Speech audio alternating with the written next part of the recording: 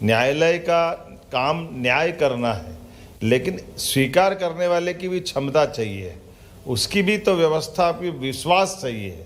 हम सब देखते हैं अगल बगल दुनिया के अंदर वर्तमान के दौर में जब कई राष्ट्र अपनी वर्तमान की व्यवस्था में जैसे नष्ट भ्रष्ट होते हैं, तो हमने सबने अपनी आंखों के सामने राष्ट्रपति को कोई फांसी पे लटका कर देखता, अफगानिस्तान के राष्ट्रपति के हाल हमने देखे होंगे, या किसी को मरने के बाद प्रतिमा के रूप में लगाया गया, उस प्रतिमा को तोड़ करके भी लोग अपना आक्रोश दिखाते हुए ध्यान दिलाते हैं कि वहाँ का कल्चर क्या है, वहाँ की जीवन शैली क्या है। अब अपन आते हैं विक्रमादित्य पे वापस, तो विक्रमादित्य के जीवन के उन पक्षों पे बात करने का मैं आज के अवसर पर इसलिए भी धन्यवाद देना चाहूँगा कि विक्रमोत्सव करते करते माननीय डॉक्टर रामराइस मिश्रा जी पूर्व कुलपति यहाँ मौजूद है, आप भी वर्षों से इसी प्रकार से हम दो भाई अपने अपने ढंग से इस गाड़ी को चलाते चलाते हर बार, कभी मैं प्राधिकरण अध्यक्ष था, कभी आप यूनिवर्सिटी के वाइस चांसलर थे, और मैं पंडित सूर्यनारायण व्यास जी को भी स्मरण करना चाहूँगा, जिन्होंने आज़ादी के पहले से इस विक्रम विश्वविद्यालय की स्थापना सम्राट विक्रमादित्य के उस काल को जीवंत करते हुए, जिनके नाम पर ये सूर्यनारायण व्यास सभागार बनाया है, और विक्रम की जो द्विसहस्त्राब्दी मनाई गई, तो उस समय पूरे देश के राजाओं को बुला के आज़ादी के पहले यहाँ द्विसहस्त्राब्दी मतलब 2000 साल जब विक्रमादित्य के हुए थे, अर्थात 81 साल पहले, तो उज्जैन के अंदर गुड़ी पड़वा नया विक्रम संवत प्रारंभ करने के लिए घी के दीपक जलाए थे पूरे छिपरा के किनारे कि ये नया वर्ष प्रारंभ हो रहा है। इसका एहसास, उसकी सुगंध हमारे बीच में है, ये भी अपना अलग प्रकार का आनंद है। कुछ कुछ कठिनाई भी हमारे सामने है। काल के प्रवाह में हमारे बीच में कई सारे आक्रमण हुए, और उन आक्रमणों के कारण से जो हमारी अच्छाइयाँ थी, उन अच्छाइयों पर धूल चढ़ गई। मैं इस पे बाद में आऊँगा, पहले विक्रमादित्य पे चलता हूँ। विक्रमादित्य के जीवन के ऊपर अगर उनके पक्षों को देखेंगे तो ध्यान में आएगा कि ऐसा शासक जिसके पिता का राज्य शकों के कारण से, शक अर्थात विदेशी ताकतें जो अपने इस देश के अंदर आकर के पूरे हिंदुस्तान सहित वर्तमान का एक तरह से साउथ एशिया वाला पूरा हिस्सा, वहाँ से नीचे निकलते निकलते रोम के पास की ये जातियाँ मानी जाती इतिहास की दृष्टि से, शक जातियाँ, लेकिन वो बर्बर है, हमलावर है, क्रूर है, आक्रांता है। उनकी कल्पना करना मुश्किल है। एक सुसंगत देश में जो अलग प्रकार की संस्कृति से जिंदा है, ऐसे में उनका रह कर के आना जाना, उनका अपना व्यवहार, ये तो यहाँ देखा ही नहीं था किसी ने। लेकिन वो देश पूरी अपनी संस्कृति से राजा को भगवान की तरह मानने वाला हमारा देश, शासन की व्यवस्थाओं की जो अच्छाई है, कभी कभी वो कष्ट कैसे देती है, ये उस दौर से ध्यान में आएगा कि हमारे लिए कष्ट में ये जो लोकतंत्र का जो अभाव होता है, उस लोकतंत्र की यहाँ आकर के महत्ता ध्यान में आती है कि केवल राजा को पकड़ के दो, राजा को मार दो, राज्य आपका, हजारों की आबादी, लाखों की आबादी, करोड़ों की आबादी हो, आबादी कोई कुछ नहीं करेगी। केवल इन सारी बातों के लिए जिम्मेदार जवाबदार केवल राजा, और उस राजा से ही, इसीलिए बात के क्रम में भी हमने देखा कि केवल हमारी बॉर्डर पे बैठे हुए हमारे लिए सिंधु देश के एक बड़े राजा का युद्ध चल रहा आमने सामने का, लेकिन राजा युद्ध जीत रहा बार बार, तो सामने वाले हमलावरों को ध्यान में आए कि युद्ध जीतने के लिए क्या करना चाहिए। तो उन्होंने कहा युद्ध जीतने के लिए तो मैदान में लड़ना पड़ेगा, लेकिन मैदान में लड़ने में सक्षम नहीं है, तो सक्षम नहीं तो क्या करना चाहिए, तो शॉर्टकट देखो। शॉर्टकट क्या कि राजा के रथ का ध्वज जो लगा हुआ है, इस ध्वज को काट दो तो ये राजा मान लिया हार जाएगा, भले उसकी सेना खड़ी है, लड़ रही है आमने सामने, लेकिन ये मान्यता कि राजा का ध्वज कट गया इसका मतलब हार गए। तो ये अपने देश के उदाहरण है। कोई अभी युद्ध में हारे नहीं, आमने सामने की लड़ाई है। हमारे लड़ाके बहुत दमदारी से लड़ रहे हैं, लेकिन दुर्भाग्य की बात है वो मान्यताओं को हम तो मान रहे हैं, लेकिन सामने वाले मानने को तैयार नहीं। तो तीर से निशाना लगाया, आक्रांता ने ध्वज काट दिया, मालूम पड़ा हमारी बड़ी पराजय हो गई और ये सिंधु का पूरा देश हमारे हाथ से चला गया। ये उस काल की बात है जब विक्रमादित्य अपना शासन के उनके पिता के माध्यम से सिंधुराज यहाँ शासन कर रहे हैं। रास्ते में देख रहे हैं कि ये पूरे के पूरे लोग अपने खेती किसानी कर रहे हैं, लोग अपना अपना काम कर रहे हैं, कोई विरोध ही नहीं कर रहा। सब अपने बाद मथुरा से होते होते उज्जैन तक आ गए, कहीं कोई विरोध ही नहीं मिल रहा उनको। लेकिन ये बात भी सही है, उनकी आक्रांता जब वो आ रहे हैं तो आते हुए किसी महिला का सिर काट रहे हैं, किसी बच्चे को मार करके भाले के ऊपर लटका करके हिलाते डुलाते आ रहे हैं, तो पूरा गांव द्रवित हो रहा है। लेकिन ये जो हमारे संस्कार है कि इनसे संघर्ष करने के लिए केवल सेना ही जवाबदार है, ये जो कमजोरी उस काल की थी, इन सारी कमजोरियों के कारण से उज्जैन तक, पूरा उज्जैन उस समय 16 महाजनपद में से, अर्थात हमारे राज्य के रूप में ये बड़ा राज्य था उज्जैन, जिसको अवंती राज्य बोलते हैं। ऐसे में सारी सुव्यवस्था ध्वस्त हो गई। यहाँ गुलामी का शासन काल आ गया, और गुलामी का शासन काल आ गया तो जो आने वाले आक्रांता थे वो शकों ने अपने ढंग से क्या लूटमार मचाई, क्या पूरे देश में खून की नदियां बहाई, कि ऐसा लगा कि ये ऐसा लगता साक्षात कोई हमारा मृत्यु लोक का, ये यमराज का दूसरा वाला नरक आ गया हो। लेकिन ऐसे काल में मुझे इस बात की प्रसन्नता है, जैसे सिंधुराज बंदी बनाए गए, वो भागे, और भागने के बाद उनने अपने इस व्यवस्था में तत्कालीन समय में हमारे यहाँ हर काल में, हर युग में संतों की परंपरा भी है। उस समय के चाणक्य के समान एक चंद्रगुप्त, ये चाणक्य वाले चंद्रगुप्त नहीं थे, महाराज चंद्रगुप्त ने यहाँ के देशभक्तों की सेना बनाई, और सेना बना के उनको सब प्रकार के पराक्रम पुरुषार्थ के आधार पर कुशल सेना संगठन, जो महाराज शिवाजी के काल में हुआ, यह 2000 साल पहले विक्रमादित्य काल की घटना है। और ऐसी घटना में विक्रमादित्य अपनी सेना खड़ी करते हैं, सठे साठे समाचार, जो जैसा है उसको वैसा जवाब देने के लिए जो निकल पड़े, तो मारते मारते अपने देश की सीमा से बाहर, अफगानिस्तान से बाहर जाकर के रोम के बाहर छोड़ा, और उनको उसी तरह से मारा गया जिस तरह के उनका व्यवहार आचरण था। और उसके बाद में जो अपने देश में उनके साथ वाले रहना चाह रहे थे, उनको एक यज्ञ करने की व्यवस्था बनाई कि आपको अगर यहाँ रहना है तो यहाँ की जीवन शैली सीखना पड़ेगी, यहाँ के लोगों के साथ उस तरह से रहना पड़ेगा, और फिर भी घनी आबादी में नहीं बसाया जाएगा। आपको अलग, जैसे 10,000 लोगों में 10 लोग बसा दें तो अपने आप पता ही नहीं चलेगा कहाँ गए। इस तरह की व्यवस्थाओं को बनाने के बाद विक्रमादित्य ने केवल 13 साल की उम्र में जो पराक्रम दिया, ये दुनिया का एक अद्भुत पराक्रम था। लेकिन उससे बड़ा काम उनने जो चालू किया, जिसके लिए हमारी आज की ये गोष्ठी चालू होती, उनने अपने पास वो सारे लोग जुटाने का प्रयास किया, जिसके कारण से शासन व्यवस्था में ये जो भविष्य के दृष्टि से सुशासन की मार्ग निकल करके आए, सुशासन की राह बने। तो ऐसे में महाकवि कालिदास को कश्मीर से लेकर के आए, ये अद्भुत साहित्यकार थे, ये यहाँ के नहीं थे, लेकिन कश्मीर से उनको बुला करके यहाँ इकट्ठा किया गया। एक एक करके जो ऐसी अच्छी प्रतिभा, जैसे हम मान के चलते कि आज की स्थिति में तालिबान का शासन है अफगानिस्तान में, भारत ने मान्यता नहीं दी,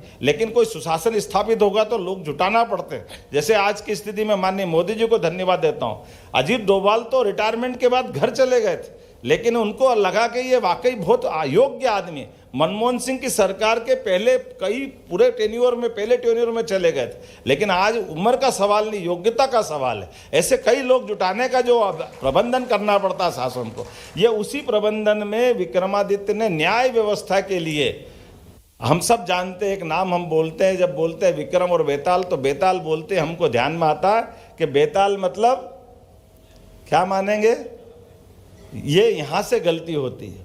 बेताल भूत नहीं है, बेताल बहुत सुयोग्य व्यक्ति है, लेकिन जब व्यवस्थाएं बिगड़ गई, शासन की व्यवस्था बिगड़ गई, बेताल मूलतः बहुत विद्वान और न्याय के बहुत अप्रतिम व्यक्तित्व के हैं, जिनकी अपनी विद्वत्ता, जिनकी अपनी सोच, और इस आधार पर वो विक्रम के साथ काम करने के पहले विक्रमादित्य का पिता का राज्य चला गया, तो उनने भी अपना जो दरबार में स्थान था, दरबार ध्वस्त हो गया, जंगल में चले गए। विद्वान लोग तो आज भी अपना स्थान मूल नगर से दूर चले जाते हैं, और ऐसी स्थिति में वो जहाँ चले गए, आप सब जानते, जब विक्रमादित्य ने पूरा क्षेत्र अपने जय में अर्थात विजय में बदल दिया, उस विजय में बदलने का परिणाम निकलता है कि वो जब अपने सामने आकर लड़ने वालों से सब प्रकार से निपटने में जब सक्षम है, तो षड्यंत्र चालू होती है, कूटनीति चालू होती है, यहाँ से रास्ते निकलते हैं दुश्मन को मारने के दूसरे तरीके। उसी का परिणाम निकलता है कि विक्रमादित्य के सामने आने का, लड़ने की हिम्मत नहीं, तो जो दुश्मन है वो दोनों तैयारी से आता है, वो ये देखता है इसको तो मारना ही है, लेकिन इसको और कोई ज्ञान देने वाला कौन कौन है, उसको भी मार दो, तो एक पंथ दो काज हो जाए। तो आकर के एक षड्यंत्र बनाया गया कि विक्रमादित्य की कमजोरी देखो, विक्रमादित्य की कौन कौन सी कमजोरियां हैं। तो एक कमजोरी की विक्रमादित्य की ये भी थी कि वीरता में, धीरता में, गंभीरता में, दानशीलता में भयानक उदार। अगर कोई सामने आकर उसके कोई प्राण भी मांगे तो उसको अगर लगे निष्कलंक रूप से मांग रहा तो वो अपने आप को दांव पे लगा देते। ये उनका अपना एक पक्ष था। लेकिन जब उनको मालूम पड़ जाए दुश्मन, तो ये 7वें आसमान पे भी हो तो उसको निकाल के मार के जब तक घर नहीं पहुंचा दे तब तक वो उसके अपना एक गुण था। तो षड्यंत्र ये हुआ कि विक्रमादित्य को कैसे भी जाल में फंसाया जाए और उसकी हत्या कर दी जाए। विक्रमादित्य के पास एक साधु का वेश, जैसे सीता माता का अपहरण हुआ था भगवान राम के काल में, एक साधु के, नकली साधु के वेश में विक्रमादित्य के पास आए। उस समय नरबली की परंपरा थी। उन्होंने कहा महाराज मेरे लायक आज्ञा। विक्रमादित्य ने जब कहा तो उन्होंने कि मैं छोटा सा काम बता रहा हूँ, एक बेताल नाम का व्यक्ति उधर जंगल में है, कृपया करके मेरे को लाके दो, मैं उसकी बलि दूंगा तो मेरा यज्ञ पूरा हो जाएगा। अब इसमें उस जो आया था वो एक गुप्तचर था, चालाक था। उसने कहा इधर बेताल भी मर जाएगा, विक्रमादित्य भी मर जाएगा। तो उनने विक्रमादित्य को काम पकड़ा दिया कि बेताल को पकड़ के लाओ और मेरे को उसके सामने आप मेरे को दो तो मैं उसकी बलि चढ़ाऊंगा, उससे मेरा यज्ञ पूरा हो जाएगा। बेताल ने कहा इसमें क्या बड़ी बात, मैं तो सबकी इच्छा पूर्ति करता हूँ। बेताल निकल पड़े। बेताल गए, बेताल नहीं, विक्रमादित्य निकल पड़े। विक्रमादित्य उस बेताल के पास जाते कि चलो आपको, बोले कहाँ चलना, बोले मुझे एक महाराज को भेंट करना है, मेरे को एक काम दिया है। अब बेताल पहली बार विक्रमादित्य के बारे में सुन तो चुका है लेकिन मिला पहली बार है। अब ये हमने सबने सुना, वो चंदा मामा में कहानी सुनते सुनते हजारों लाखों कहानी हो गई, पता ही नहीं चलता वो हनुमान जी की पूंछ की तरह कहाँ खत्म होती। लेकिन वो कहानी केवल 25 है विक्रमादित्य और बेताल की। उस 25 कहानी के पीछे भाव है, बेताल एक एक करके हर बार नए नए प्रश्न उछाल करके उसकी परीक्षा लेता जा रहा है। बेताल विक्रमादित्य की इसमें बुद्धिमत्ता कैसी है, उन सारे प्रश्नों के उत्तर देखने के बाद अंततः वो 25वीं बार अपनी इस बात को, जब तक नया नया काम बता करके बेताल को बार बार अपने सामने से विक्रमादित्य को हटाने का मौका मिलता है और पीछे पीछे बेताल अपनी बुद्धिमत्ता से पूरी बात मालूम कर लेता है कि विक्रमादित्य पीछे क्यों पड़ा, ये कहाँ ले जाना चाहता है। और इस बात को जब वो जानकारी मिल जाती है तब बेताल कहता है विक्रमादित्य मैं तेरे साथ चलने को तैयार हूँ, मैं तेरे से प्रसन्न हूँ, लेकिन तू मुझे ले जाना कहाँ चाहता है, तेरे को पूरी बात मालूम है क्या। विक्रमादित्य कहता मुझे कुछ मालूम नहीं है। उस महाराज ने कहा तो मैं आपको बलि देने के लिए ले जा रहा हूँ। तो उन्होंने कहा सुनो, वो जो भी है उसकी सही बात बता देता है। वो कहता है वो गलत आदमी है और तुम्हारे माध्यम से मेरी और तुम्हारी दोनों की हत्या करना चाहता है। अब हम सब जानते हैं विक्रमादित्य को अगर षड्यंत्र मालूम पड़ जाए तो फिर विक्रमादित्य काहे का विक्रमादित्य। सही एक बताना भी चाहूँगा कि विक्रमादित्य का मूल नाम विक्रमादित्य है ही नहीं, उनका मूल नाम है सहसांक। और ये विक्रम का उपाधि उनको इसीलिए मिली है कि जो उल्टे क्रम को सुक्रम में बदल दे वो विक्रम होता है, इसलिए उनको विक्रम की उपाधि मिली। और आदित्य मतलब सूर्य के समान, तो विक्रमादित्य ये उपाधि है। विक्रमादित्य को जैसी घटना मालूम पड़ती है उन्होंने कहा ठीक है अब चलो मेरे साथ। तो बोले मेरे को एक, विक्रमादित्य को बेताल पूरी तरीके बता देता है, तुम मेरे को हाथ पांव बांध के ले जाओ, उसके सामने पटक देना बगैर संकोच के। उन्होंने कहा महाराज ये लिया है भेंट संभालो, फिर क्या करना है। तो बोले वो कहेगा कि मैं, हमारे यहाँ पद्धति साधु जब तक कोई प्रणाम नहीं करे वो उसकी दक्षिणा नहीं लेते हैं, तो ये जो तरीका हमारा है पद्धति का। तो उन्होंने कहा वो मेरे पास जब तुम लेके जाओगे वो कि तुम ये ले आया, तो वो कहेगा मैं ऐसे नहीं लेता, तुम प्रणाम करो। तो बोले वो जब प्रणाम का बोलेगा तो आप कहते ना मैं राजा हूँ मुझे प्रणाम करना नहीं आता है, तो जैसे ही वो, अन्यथा क्या होगा आपसे प्रणाम के बहाने वो आपकी गर्दन काट देगा। और ये यहाँ अपना कहानी का बदलाव आ जाता है। जैसे ही विक्रमादित्य रख के रखता बोला मैं तो राजा हूँ मुझे प्रणाम करना नहीं आता है, तो वो बता अच्छा मैं बता देता हूँ। जैसे ही वो बेताल के तुलना में जो गुप्तचर आता वो अपनी तरीके बताता, तलवार उठा के फट से विक्रमादित्य उसकी हत्या कर देता और जीवन भर विक्रमादित्य और बेताल दोस्त बन करके अपने दरबार में स्थान पाते। तो ये न्याय परंपरा का सारा सिस्टम आगे जा करके बेताल के माध्यम से जो हमको शिक्षा भी देता है। अब वो शिक्षा थोड़ी अटपटी हो सकती है आज की दृष्टि में, मैं कहूँ तो उनका अपना सिद्धांत है कि हमारे यहाँ केवल मेरिट का मतलब नहीं है। मेरिट से न्याय होगा तो मेरिट का अर्थ, मेरिट थोड़ा अधूरा रहता है। हर देश के अंदर, हर प्रांत के अंदर, हर कल्चर में जीवन मूल्यों का भी महत्व है। इसलिए अपने मेरिट के आगे पीछे भी हमको कुछ देखने की जरूरत पड़ती है। तो न्यायालय का न्यायाधीश जब न्याय देगा तो न्यायालय के न्यायाधीश को केवल मेरिट पे नहीं रहना है, मेरिट के साथ उसके आगे पीछे ऊपर नीचे भी जाना है। उस सकता है जो खुशबू आती है वो फैसले की तरफ, सही न्याय की तरफ ले जाती है। मैं मान के चलता हूँ आज की इस गोष्ठी के अंदर जब ये आज अपना अलग से एक नया अध्याय जुड़ा है, जब जबलपुर से चल कर के माननीय मुख्य न्यायाधीश हमारे बीच में आए हैं, तो हमारे लिए आज गौरव की बात है। और कितना सुखद संयोग है, आपका नाम ही सुरेश और सुरेश और महाकाल हमारे यहाँ एक ही होते हैं। ये हमारे लिए सौभाग्य की बात है।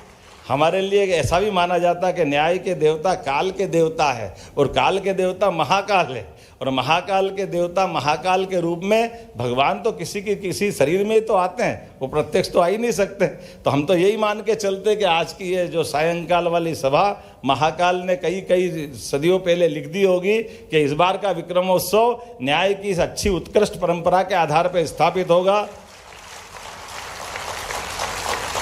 मैं आपका अभिनंदन करता हूं, स्वागत करता हूं। और अब थोड़ा सा मैं अपनी पटरी पे भी आता हूं। सरकार के मुखिया के नाते से माननीय न्यायाधीश तो वही जो अवसर का अपना हिसाब से अपना भाव भी प्रकट करे और वो सर्व सुविधा के लिए हो, स्वयं के लिए नहीं हो। उनने जो बात रखी निश्चित रूप से सरकार के माध्यम से इतनी अगर पेंडिंग है तो वो पदों पे भी हम जरूर काम करेंगे, निश्चित रूप से पद संख्या बढ़वाएंगे। मैं अपनी ओर से रिकमेंड दे करके भारत सरकार तक पहुंचाऊंगा और जैसा कि सिस्टम है हम और आप मिल करके उसका समाधान खोजेंगे। लेकिन मैं धन्यवाद देना चाहूँगा माननीय नरेंद्र मोदी जी को और अमित शाह जी को। इस माध्यम से हम अपनी जुडिशरी में भी बड़े पैमाने पर एक नया सिस्टम बनाने वाले हैं। अभी आम तौर पर हमारी अपनी वर्तमान की व्यवस्था में 30% का पुलिस बल तो हमारा बंदियों को लाने ले जाने में ही लगा रहता है, जो इन व्यवस्थाओं के आधार पर चलता है। डॉक्टर हॉस्पिटल का काम छोड़ करके जब उसकी कोई अपनी गवाह सबूत होगी वो वहाँ बैठे रहते हैं। लेकिन इन नए व्यवस्था में नए बदलाव के माध्यम से सरकार अगर अपनी इन व्यवस्थाओं को बना दे तो वर्चुअल रूप से सारा काम कोर्ट का चल सकता है। इनमें सुधार की जरूरत, और हम इस पे 1 साल के अंदर मध्य प्रदेश के अंदर इस चीज़ को लागू कर देंगे। इसमें आपकी मदद लगेगी कि हमारी जुडिशरी भी वहीं से अपनी सारी व्यवस्था में हमारे द्वारा डॉक्टर अपने हॉस्पिटल से अपने गवाह सबूत कर ले, उसके बयान वहाँ से दे दे। हर अपराधी या जो बंदी है वहाँ अपने जेल से अपनी पेशी कर ले, आप वहाँ से फैसले करा दे। तो मुझे लगता है कि बहुत बड़ा काम अपना होगा। हम सब मिल करके ऐसे कई सुधारों के साथ बार बार अपनी इन व्यवस्थाओं का विचार करते रहेंगे। एक ऐसे आदर्श शासक विक्रमादित्य का, जिसके बाद जो महत्व की बात मैं बताता हूँ कि विक्रमादित्य ने इस कष्ट को, जो उनके पिता पुत्र वाला संबंध था, इसलिए ये सम्राट उपाधि उनकी मृत्यु बाद मिली है। उनने अपने आप को गणनायक कहा है, इसलिए गणतंत्र की स्थापना करने का श्रेय भी विक्रमादित्य को है। विक्रमादित्य ने अपने बाद अपने बच्चे को कुर्सी पे नहीं बिठाया, ये नवरत्नों की जो मालिका बनाई है, ये नवरत्नों की मालिका अर्थात एक सुयोग्य लोगों की टीम, और देश काल परिस्थिति के हिसाब से कुर्सी पे कोई भी बैठ जाए, लेकिन वो अपना निर्णय करे अपने अपने विषय विशेषज्ञों के साथ, उस निर्णय को पालन पूरा देश करेगा। ये पद्धति उनने बनाई थी। हमें इस बात का आनंद भी है और ये स्मरण करना चाहिए। उसी प्रकार से जो हम सब जानते हैं कि अभी अपने यहाँ महाराज शिवाजी ने अष्टप्रधान व्यवस्था बनाई थी, इसलिए शिवाजी को उठा करके औरंगजेब ने आगरा के किले में बंदी भी बना लिया। तो औरंगजेब के उस बंदी बनाने में शिवाजी के राज्य पे कोई फर्क नहीं पड़ा, कोई वहाँ के सारे लोगों ने सरेंडर नहीं कर दिया, क्योंकि वो एक अष्टप्रधान व्यवस्था थी। ये जो हमारी पद्धति है, जैसे आज की पद्धति है कि हमारे यहाँ अपने इस संवैधानिक गणतंत्र की व्यवस्था में राष्ट्रपति कोई होता है लेकिन प्रधानमंत्री पूरा देश चलाते हैं। लेकिन प्रधानमंत्री कोई निर्णय स्वयं तो अपने पे लागू नहीं कर सकते, उनके प्रधानमंत्री अपनी मंत्रिमंडल के साथ एक सिस्टम से सबको चलने की आदत है। तो व्यक्ति प्रधान होने के बजाय व्यवस्था प्रधान होने का जो सिस्टम है, इससे हमारा देश दूरगामी दृष्टि से विक्रमादित्य काल से जुड़ता है। वैसे तो बोलने के लिए तो ऐसा भी माना जाता है कि इस काल की व्यवस्था के लिए भगवान श्री कृष्ण भी उज्जैन से सीख के गए थे। उज्जैन उनका शिक्षा ग्रहण करने वाला स्थान है। इसलिए मथुरा में जब उनने कंस को मारा तो स्वयं सत्ता में नहीं बैठे, उनने उग्रसेन महाराज को बिठा करके वहाँ के मंत्रिमंडल को महत्ता दी। ये उसी प्रकार से था जब महाराज युधिष्ठिर इंद्रप्रस्थ में बैठे तो महाराज युधिष्ठिर पांडव कौरव के युद्ध के बाद वो बने भले ही थे, लेकिन ये जो गणतांत्रिक व्यवस्था है, इस गणतांत्रिक व्यवस्था को हमारे देश को हजारों साल से आदत है। भगवान करे आज दुनिया का सबसे बड़ा गणतंत्र विक्रमादित्य को पुनर्स्थापित करने के लिए ऐसे ही चलता रहे।